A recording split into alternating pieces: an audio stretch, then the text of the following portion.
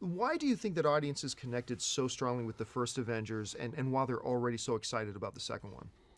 Uh, I really believe it comes down to those characters. You know, it was a very unique thing on the first Avengers film that you had actors portraying heroes in other films, which people saw, which people loved, thankfully, and which the idea of seeing them all together for the first time. And now, since the first Avengers film, we've seen Iron Man again, we've seen Captain America again, we've seen Thor again, and now finally the chance to see them interact and see how have they changed, how has their world changed since the end of the first Avengers due to their own films.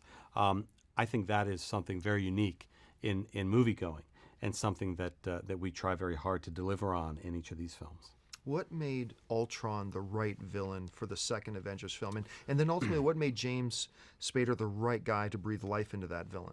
You know, it is no easy task to find a bad guy worthy of assembling the Avengers, because each of them have showed in their own standalone films they're quite capable of dealing with conflicts and dealing with antagonists. So you need something very, very big.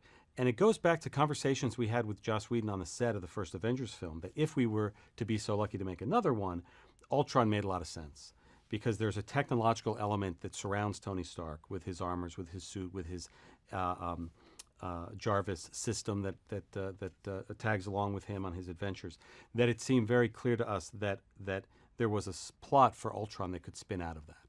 And even with Tony Stark's anxiety as it related to the events of Avengers 1 and aliens pouring out of a portal above Manhattan, and we saw him deal with that post-traumatic stress of that event in Iron Man 3, and he's still thinking about that and wants to find a way to, as he says in this film, put an armor around the globe to protect us.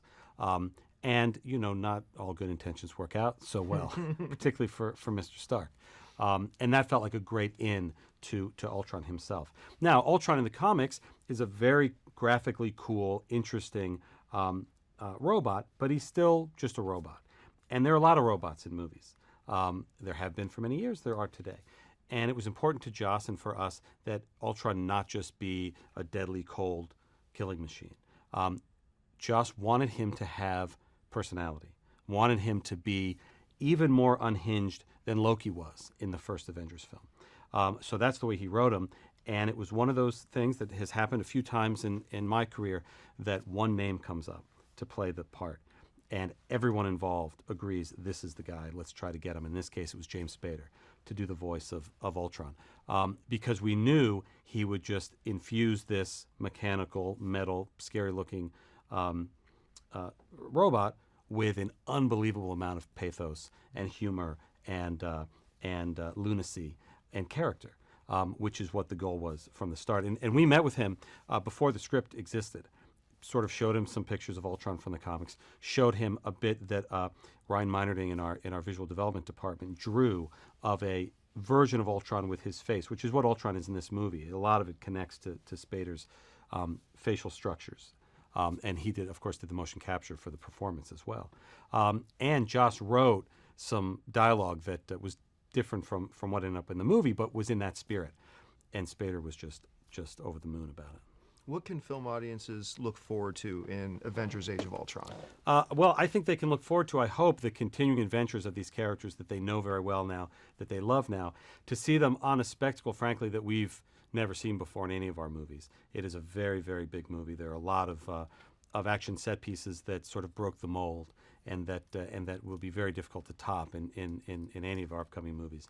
But more importantly, the continued evolution of the relationships between these characters, and some evolve in a way that you won't expect, and some sort of continue on the path that you already enjoy. And for me, that is what's most special about this ensemble and about this cast and about these characters and about the Avengers films, is seeing these amazing actors together, whether it's sitting around a table eating shawarma or flying around a city defeating robots. They are a singular group that we're very thankful to have in these movies. That's